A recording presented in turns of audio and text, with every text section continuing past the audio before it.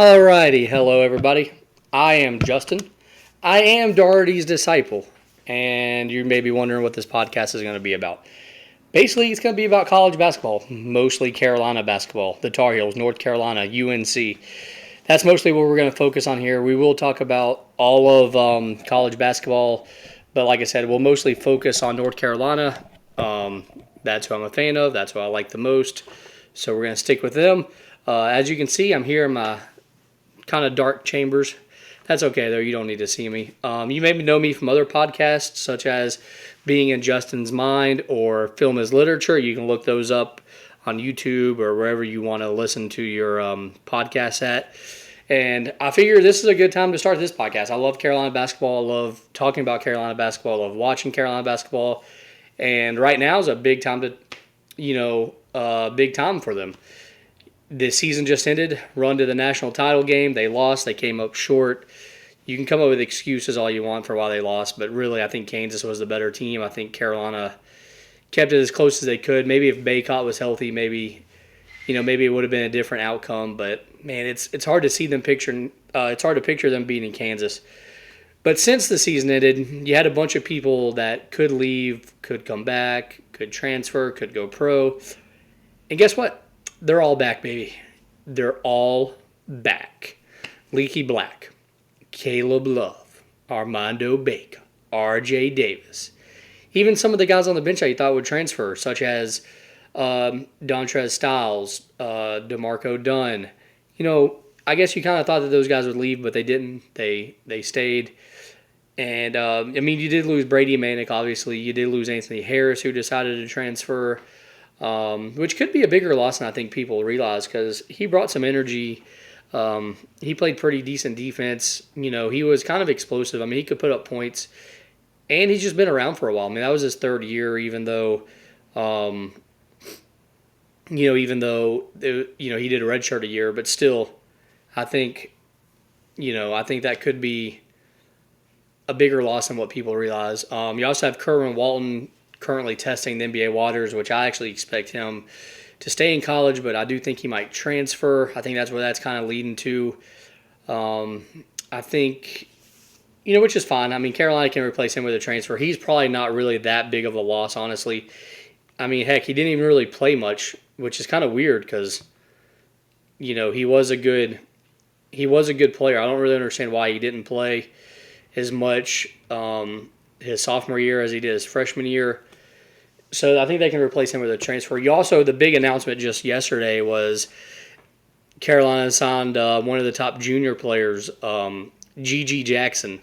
Some places have him as the number one player. Some have him as like the number 5 player. Some have him as like the 8 or 9. So I'm not really sure where he is per se, but let's just say he's number 5. Huge get for Carolina. He's a top 10 prospect. He's a power forward, which is what they're going to need when Baycott leaves because Baycott will be gone after this year for sure. So, yeah, I think that's, a huge get. So let's kind of talk about what the upcoming season has to offer. Like we said, they kind of had a great last month and a half to the regular season and to the NCAA tournament, beating Duke at Hansbrough Indoor Stadium, which was still the greatest. I think that at the time I thought it was the greatest game. Then, obviously, later on they played them in the Final Four.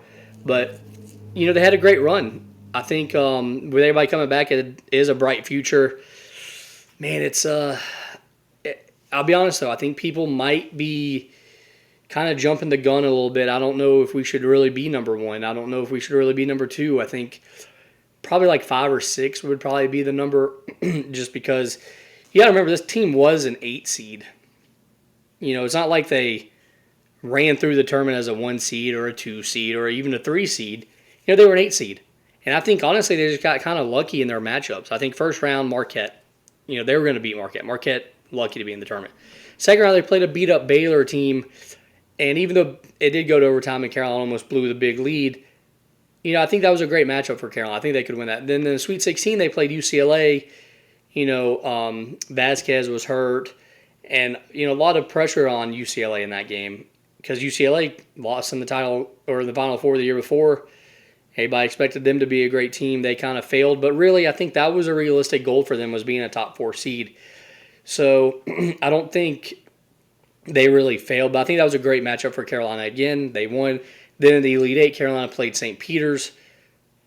Yeah, I mean, Carolina loses to them in the Elite Eight. I mean, yeah, come on. So then in the Final Four, I think the one team out of that other bracket that Carolina could beat, which is crazy to say, but the one team that they could have beat was Duke, and that's who made it. And Carolina pulled off the greatest win in history.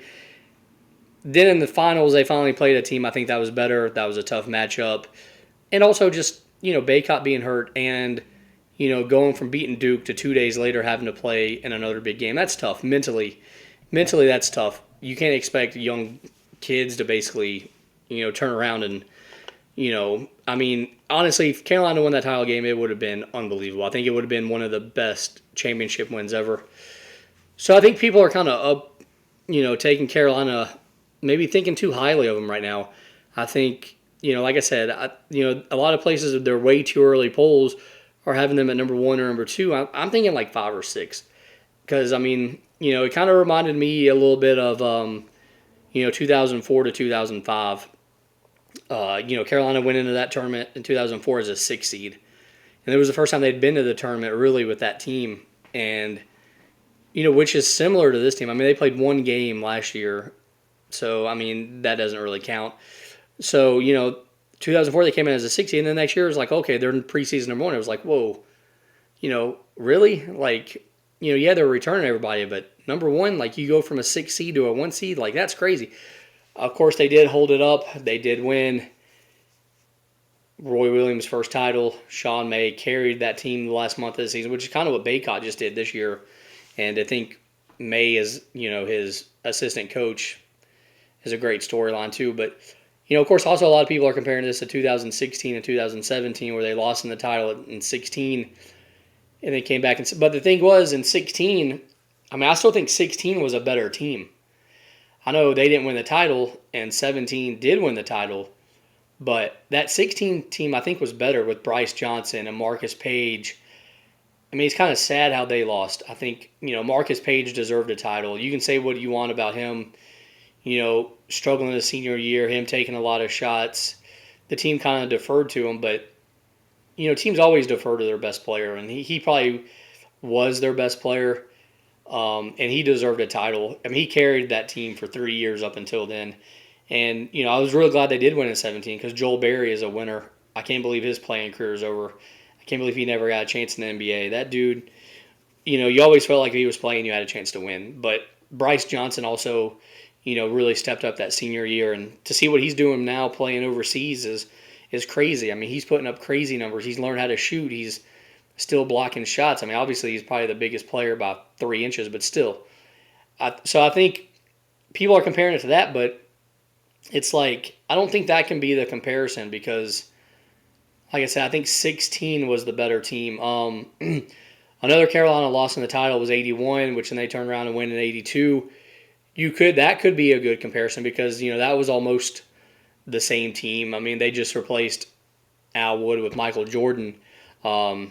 Worthy, I think, was hurt in the title game in 81. So, that could actually be a better comparison, which you won't really hear too many people talk about because most Carolina fans were probably too young to really know about those seasons. So I think those are the comparisons, but I think don't get your hopes up. Don't expect this team to just run through the regular season. Don't expect them to go undefeated. I mean, they got a tough schedule, which obviously hasn't fully been released yet, but they're going to have the Big Ten Challenge.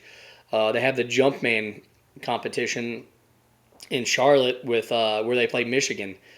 I plan on going to that game since I am located in Charlotte, North Carolina. Woo! So that'll be a tough game. They also got the Phil Knight tournament out there in Oregon. There's some great teams out there. So they're going to be facing some good teams. Hubert Davis has said that he always wants to have a game in New York. So again, you've got to expect that to be a tough game. Plus the conference. I mean, you got to figure Virginia is going to be better again. Duke should still be pretty good, even though they got a new coach coming in. But they got a great recruiting class too. So, they should be pretty decent. You got a couple other teams in the conference that are going to be good. So it's still going to be a tough schedule. It's still going to be, hey, who's going to, so don't expect them to come in here and go 31-1 or something like that. Like, they're probably going to lose 3, 4, maybe 5 games just because it's going to be a tough schedule. And again, I don't think they're going to be, we're not walking through an easy conference like Gonzaga does a lot of times. Like, although St. Mary's is a tough competition, but the rest of that conference is a little low. But this team's not going to be, you can't compare this to what I think is the greatest Carolina team ever, which is 2009, a team that was kind of expected to go undefeated, crazy enough. That team was unbelievable. That team, lost in the Final Four the year before, and they returned almost everybody. That's a great comparison to this team, actually. Like, why don't we compare that? Like, 2008 Carolina to 2009. Who did they lose? I mean, really, no starters. They didn't lose no starters. None of their top 7 players did they lose. They brought in a great freshman class, Ed Davis, Tyler Zeller, the kid that we don't really want to name. And if you don't know who that is, you're listening to the wrong podcast, by the way. So that's very comparable to this team. Holy crap, why did I not think of this sooner? It just hit me. Maybe this team could be like, I don't think they'll be as good as 2009. I don't expect them to go undefeated, but that's a great comparison. Maybe this team kind of has a couple of games where it's like, oh, they lose, but we're still going to believe in them. And when it comes tournament time, man, they could. I could see them making a run in the tournament where they just kind of run all over everybody. Because, you return 4 starters. You pretty much return, 7 or 8 are your pretty much the only people you played. You get a pretty good freshman class. So it's gonna be crazy. Like, it's gonna be a crazy year. I'm looking forward to it. I hate that we're still freaking 6 months away from the season. It's gonna be a long off season, man. And really, I don't expect me to be on here just as the off season goes on to be hyping it up. Because I'm going to get excited. I will be honest. I'm going to get excited. Even though I'm telling myself right now, don't get excited. Don't overhype this team. This is basically my way of telling myself, don't do it. I'm also telling y'all not to do it. But it's going to be a great season. I don't, the great thing is, I don't see there being any really powerhouse teams out there because Kansas is going to lose some people. Gonzaga's losing everybody. Duke's losing everybody. Houston maybe could be a great team. But there's not going to be a team where you're like, hey, that's going to be the team to beat. So maybe Carolina can come in, which again is kind of comparable to 2009 because in 2009, Carolina was the team. There was no other team. So maybe they do come in and go like 34-4 or, 30-4 in the regular season and then cruise to a title. I could see that happening. I think that's a realistic goal. I think Caleb Love as an All-American. I think R.J. Davis as All-ACC. Armando Bacot as an All-American. Leaky Black, ACC Defensive Player of the Year. I think Puff Johnson can have a great year if he gets to start. I think they could really move towards letting the bench play, letting the bench get minutes, the minutes going up. For them, the points going up, the production going up. It could be a fun year. I think you're going to see more about what Hubert Davis can do with his on-court coaching this season, though. I think last year he got early in the year, he kind of struggled on court coaching. And I think there at the end, it just kind of was the players just buying into playing 40 minutes and something clicking. I don't think it was his coaching, really. I think it was the players just coming together and bonding. So it'll be interesting to see how his coaching takes effect and what can happen really with, the on-court plays, the timeouts, which he still kind of struggles with. Substitutions, like that needs to get better. So Hubert Davis is really kind of the big question mark, I feel like, going into this season. It's I think that could be like the main thing to this season is how does Hubert Davis do in his second year? First season, no expectations really. Now there's going to be a lot of expectations. So who cares about what the players are thinking? Let's mostly look on what the coach does. I think that's the main thing here. But I will say I have bought into Hubert Davis as the coach. If you had told me 3 months ago, I would have been like, no, I still wish we would have gotten Wes Miller instead. But now, man, it's hard to say. it's hard to say we didn't make the right choice, and we could still get Hubert down the line. I mean, we could still get West down the line when Hubert retires because, he's probably not going to coach.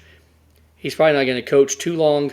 So, I think we still have a chance to get West. But Hubert's definitely, I've definitely bought in.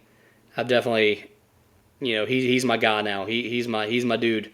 So it's going to be an exciting season. We still get the NBA draft coming up, which when there's no Tar Heels in it, I don't really care about watching.